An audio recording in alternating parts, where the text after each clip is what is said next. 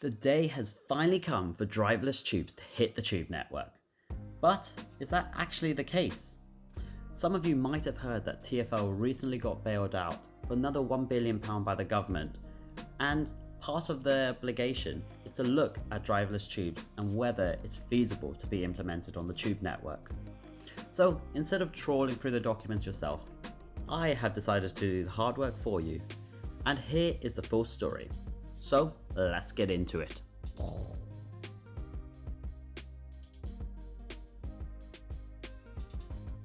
June the 1st marked the third bailout deal for Transport for London and was yet another kick in the teeth for Sadiq Khan, London's current mayor.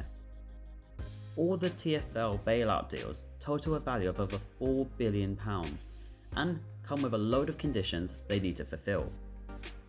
The first 1.6 billion was agreed in May 2020, and this lasted a good couple months. However, this was followed in November by another 1.8 billion pounds, which lasted until May 2021.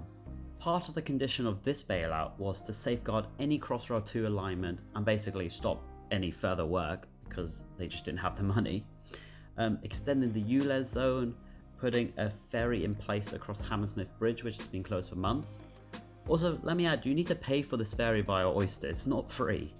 And there was also the fare increases and a load of cost-cutting measures, as well as how Transport for London need to spend this, extra cash they've been given.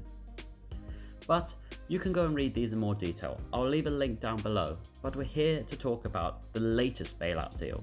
Firstly, this bailout deal will add an extra £1.08 billion into TfL's piggy bank, but it does come with some conditions. It's expected to run until the 11th of December 2021, and it's still the goal of the government and Transport for London to be self-funded, self-efficient by April 2023. So not too long away, in all honesty. The first big one is probably what you're all here for, and it is the driverless trains. And whilst Boris did mention this a while ago, it is finally come to fruition. So there are essentially 4 different parts to this program of reviewing the driverless trains. It's not that London is going to have it. What's actually happening is that there's going to be a full business case for certain lines.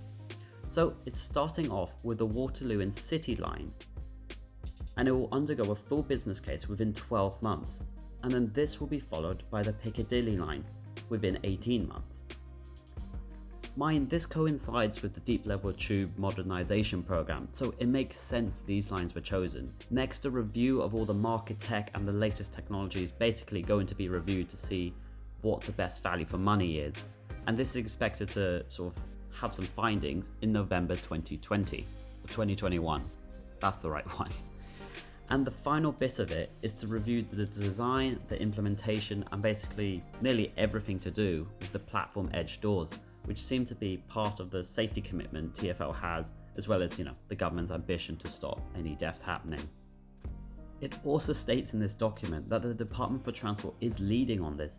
So whilst TfL is doing all the work, end of the day, Department for Transport is going to be sitting in on most of their board meetings, if not all of them, and basically is kind of got TfL's hands tied. I do want to stress this again though. Yes, they are looking at driverless trains, but it is the outcome of the business case which will determine what will happen. Whilst the trains will be driverless, they have specifically said that there will be a member of staff on board, so any safety concerns, there'll be someone there, similar to how the DLR is currently. And they're branding this as being competitive with its European sort of counterparts. I think yes, driverless trains are good, but I'm sure we'll all hear about it when the strikes start happening. Now, some of the other things in this document, I'll just go through them quite quickly.